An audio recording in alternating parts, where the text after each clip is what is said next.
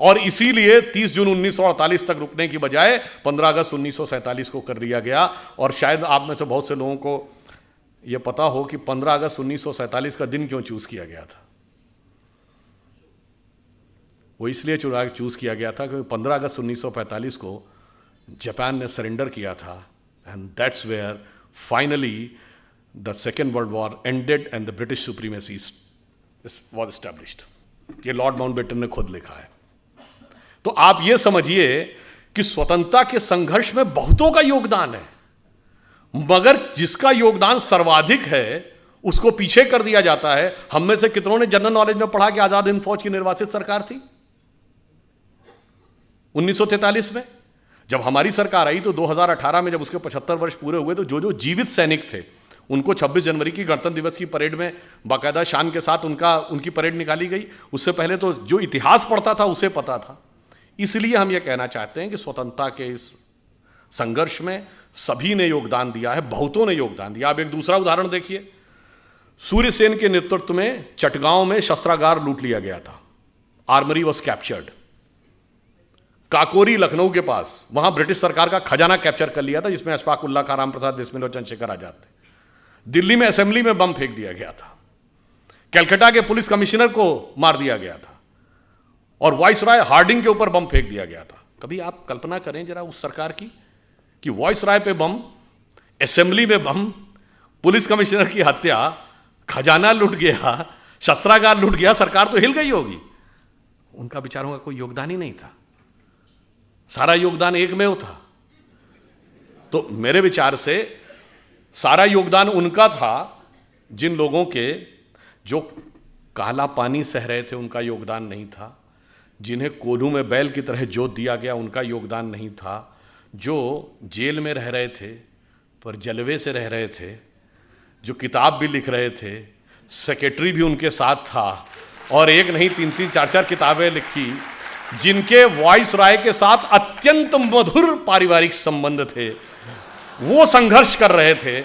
ऐसा अद्भुत इतिहास जो हमारे यहां बताया गया है, हमें इस अमृत काल में यह भी समझने की जरूरत है कि किस किस प्रकार का विष हमें दूर करना है। और उसके बाद मैं ये नहीं कह रहा हूं कि उन लोगों का कोई योगदान नहीं है, मैं बिल्कुल ईमानदारी से कहता हूं नेहरू जी प्रधानमंत्री बने, उन्होंने कई अच्छे कार्य भी किए, IITs बनी, एम्स बना, राउरकेला बोकारो के स्टील प्लांट्स बने, भाखड़ा नंगल डैम बना, मगर कुछ ऐसे काम भी किए।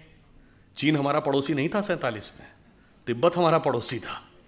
तिब्बत चीन का है कोई मानने को तैयार नहीं था, मगर बांडुंग कॉन्फ्रेंस में जाके आपने मनवा दिया और उसके बाद तिब्बत ही नहीं, वो तो एक्साई चीन तक आ गया।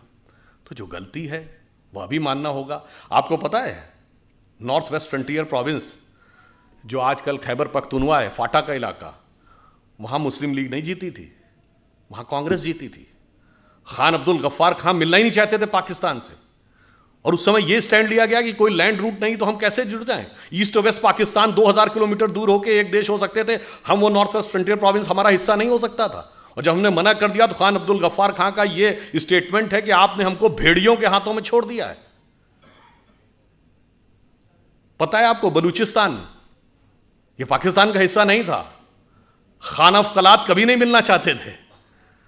आप में से बहुत से लोगों को नहीं पता होगा कि ओमान 47 में बॉम्बे प्रेसिडेंसी से कंट्रोल होता था। ओमान हमने कितना छोड़ा है, कितना गंवाया है, सब कुछ गंवाते चले गए। एक बात विचार करिए, हम 2022 में बैठे हैं, जरा 1918 या 19 का 105 साल पहले का भारत छोड़ देखिए, सिर्फ पाकिस्तान बांग्लादेश ही नहीं, अफगानिस्तान बर्मा भी हमारा हिस्सा था। हमने बताया ना, ओमान तक उससे कंट्रोल होता था। तब तक ना तिब्बत चीन का हिस्सा था, ना शेंगेन चीन का हिस्सा था, सोवियत संघ का गठन नहीं हुआ था। तो हम सबसे बड़े देश थे। And entire China was Buddhist, considering Hindu and Buddhism as a one family religion, we were the biggest religion on earth and we were the biggest country on earth. और आज जो हालात हुए, अगर मजबूत सरकार नहीं रही तो 2047 तक जो हालात हैं, कश्मीर वैली में क्या होगा, क्वेश्चन मार्क, नॉर्थ ईस्ट में क्या होगा, क्वेश्चन मार्क, केरल और पश्चिमी उत्तर प्रदेश के कुछ इलाके और बंगाल के बांग्लादेश से जुड़े इलाकों में क्या होगा, क्वेश्चन मार्क, नक्सल प्रभावी इलाकों में, छत्तीसगढ़ में, झारखंड में, उड़ीसा के इंटीरियर इलाकों में क्या होगा? Question mark. यानी खतरा यह है कि मजबूत सरकार ना हो तो आज़ादी के 100 साल बाद हो सकता है हम अपने उस ओरिजिनल इलाके के आधे रह जाएं। इन सब चुनौतियों को समझना है और उसके अनुसार हमें यह संघर्ष करना है कि स्वतंत्रता को हमें सार्थक करना है। उसके लिए हमें इन सारे जितने भी प्रकार की चीज़ें हैं उससे चौकन्ना रहना है। और जो मैकाले का माइंडसेट 19वीं सदी का और मार्क्सवाद का माइंडसेट 20वीं सदी का, दोनों से अपने मन में जितने विष हैं उस मनोरोग से मुक्ति पानी है। और जो अभी कहा गया था कि 21वीं सदी हमारी होगी, तो मैं बताना चाहता हूं कि 1 जनवरी 1901 को जब इस देश में सूरज उगा तो पूरे देश में किसकी सरकार थी? अंग्रेज़ की। 1 जनवरी 1951 को पूरे देश में किसकी सरकार थी? कांग्रेस की। और 1 जनवरी सन 2001 को जब 21वीं सदी के सूरज की पहली किरण इस देश की धरती पर गिरी तो इस देश में किसकी सरकार थी? अटल जी के नेतृत्व में भाजपा की। अगले दशक में मोदी जी के नेतृत्व में स्पष्ट बहुमत की। मतलब बहुत साफ है नियति का संकेत कि 19वीं सदी अंग्रेज की थी, 20वीं सदी कांग्रेस की थी, 21वीं सदी भारतीय जनता पार्टी की। तो 21वीं सदी हमारी है, हमारी उस विचार की है। इसलिए अब हम आगे बढ़ें और मन में ये पूरा कॉन्फिडेंस रखें कि अगला वक्त हमारा ही आने वाला है। और ये सिर्फ देश के अंदर नहीं, बस एक पंक्ति कहकर बात समाप्त करता हूं। देखिए दुनिया का आप पूरा देख लीजिए। एक दौर में 2500 साल पहले हम दुनिया के पावर सेंटर थे, economic, intellectual and military power centre. जब वो खत्म हुआ, भारत का डाउनफॉल हुआ, तो सेंटर कहाँ गया? King Darius of Persia, Iran की तरफ चला गया।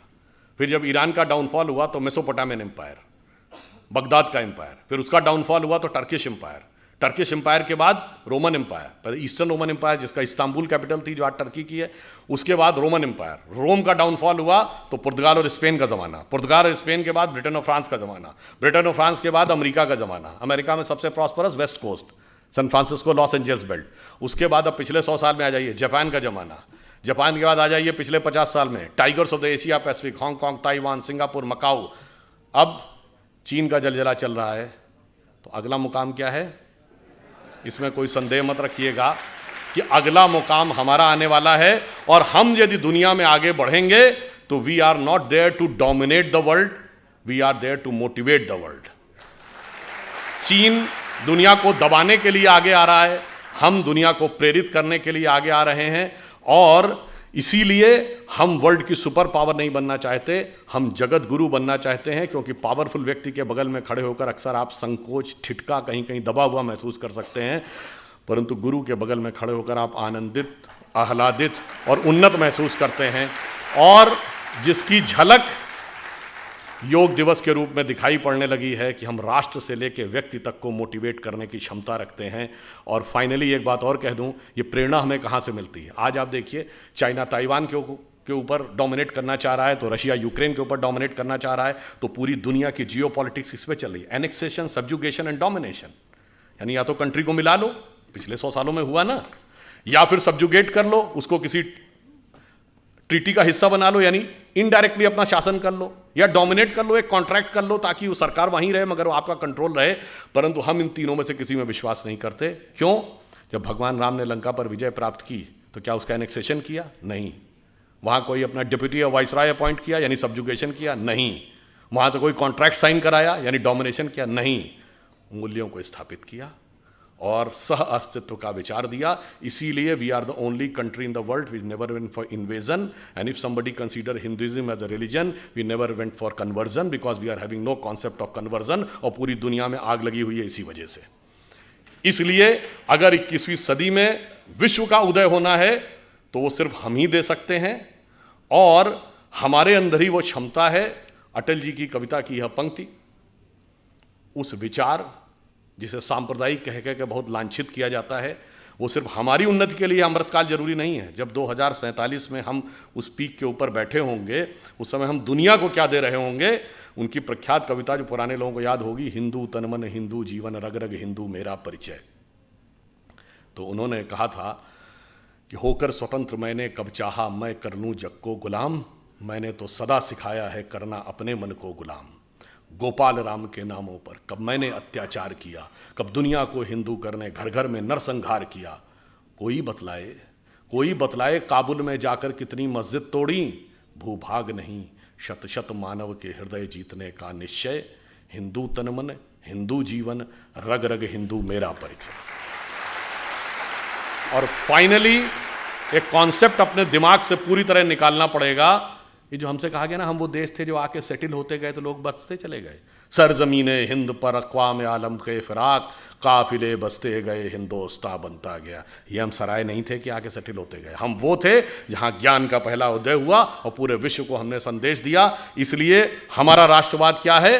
हिमालय के आंगन में प्रथम उसे किरणों का दे उपहार, उषा ने हंस अभिनंदन किया और पहनाया हीरक हार। जगे हम लगे जगाने विश्व लोक में फिर फैला आलोक, व्योम तम पुंज हुआ तब नष्ट, निखिल संस्कृति हो उठी अशोक। तो संपूर्ण संसार को शोक से विरत करके उसे सुख के मार्ग पर प्रेरित करने की सामर्थ्य हमारी है। इसके लिए आप प्रण करें, कमर कसें, स्वतंत्रता को सार्थक करने कमर कसें, बलिदान करें, जो पाया उसमें खो न जाएं, जो खोया उसका ध्यान करें।